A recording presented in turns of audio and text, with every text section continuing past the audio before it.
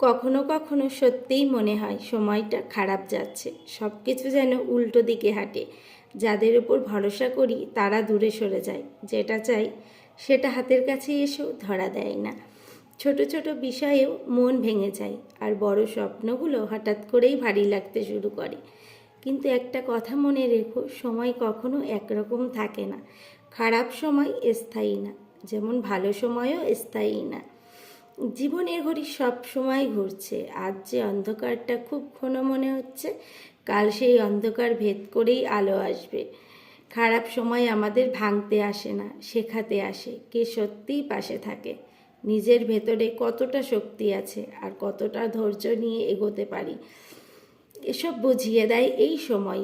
তুমি যদি এখন কঠিন সময়ের ভেতর দিয়ে যাও, নিজেকে একটু নরম করে দেখো, নিজের উপর রাগ করো না, একটু বিশ্রাম নাও, একটু কাঁদো, তারপর আবার ধীরে ধীরে উঠে দাঁড়াও। বড় লাভ দিতে হবে না, ছোট ছোট পদক্ষেপই যথেষ্ট। মনে রেখো, সময় খারাপ হতে পারে, কিন্তু তুমি খারাপ নও।